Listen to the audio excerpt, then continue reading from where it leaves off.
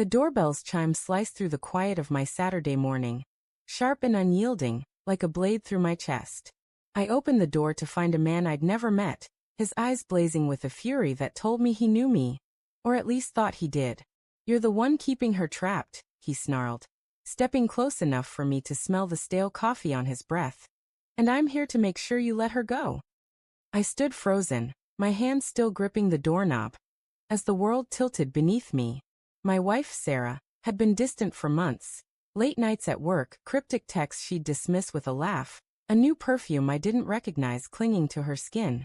I'd chalked it up to stress, to her demanding job as a graphic designer, to the slow erosion of a marriage approaching its 10th year. But this man, with his clenched fists and venomous words, was no stranger to her. He was the shadow I'd sensed but refused to name. Sarah and I had built a life that felt like a watercolor painting, soft blended hues of love and routine, brushed over years of shared dreams. We'd met in college, bonded over late-night diner runs, and whispered promises of a future we'd shape together. Her laugh used to be my anchor, her touch a compass when I lost my way. But lately, her eyes had stopped meeting mine. Her smiles clipped and mechanical. I'd noticed the way she'd angle her phone away from me, the way she'd linger in the bathroom after a shower, as if guarding secrets in the steam. I told myself it was nothing, that love could weather silence. I was wrong. The first real crack appeared 3 months ago. I'd found a receipt in her purse for a dinner at a restaurant we'd never been to, dated for a night she'd claimed to be working late. I confronted her, my voice trembling with a mix of hope and dread. "Just a client dinner," she'd said, her eyes flickering with something I couldn't name, guilt maybe or defiance. I wanted to believe her, so I did. I buried the doubt, convinced myself that trust was a choice, not a feeling. But doubt is a seed, and once planted, it grows roots you can't ignore. The man at my door, his name, I later learned, was Ethan, didn't wait for me to respond. "She doesn't love you anymore," he spat, his voice low and deliberate, like he'd rehearsed it. "She's been with me for 6 months. You're just too weak to see it." Each word landed like a punch, bruising the fragile hope I'd clung to. I wanted to scream, to demand answers, to shove him back and reclaim my life. But my throat tightened, my limbs heavy with a truth I'd been dodging for too long. I stepped back, closed the door without a word, and let the silence swallow me. Inside, the house felt foreign, the air thick with betrayal. Sarah was at her sister's, or so she'd said. I sank onto the couch, staring at the framed photo of us on our 5th anniversary.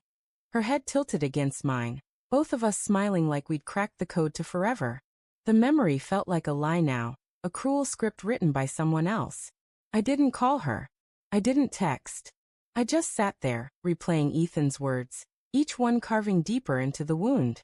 When Sarah came home that evening, her face paled at the sight of me, as if she could sense the storm brewing in my chest. I didn't yell. I didn't cry. I simply asked, "Who is Ethan?" Her eyes widened, then fell, and in that moment, I saw the truth she'd hidden for months. She stammered, tried to weave a story, but the threads unraveled with every word. She admitted it, 6 months of lies, stolen moments, a love she claimed had just happened. I listened, my heart a hollow drum, as she spoke of passion, of feeling alive again, of things I'd failed to give her. Each confession was a shard of glass, cutting deeper than Ethan's threats. I could have fought. I could have demanded she leave, or begged her to stay. Instead, I made a choice that felt like both surrender and rebellion. I walked away. Not from the house, but from the version of us I'd believed in. I packed a bag, left a note that said only, "I need time," and drove to a motel an hour away. The road blurred through tears I hadn't realized I was holding back. I didn't want revenge or even answers. I wanted to remember who I was before I let love blind me.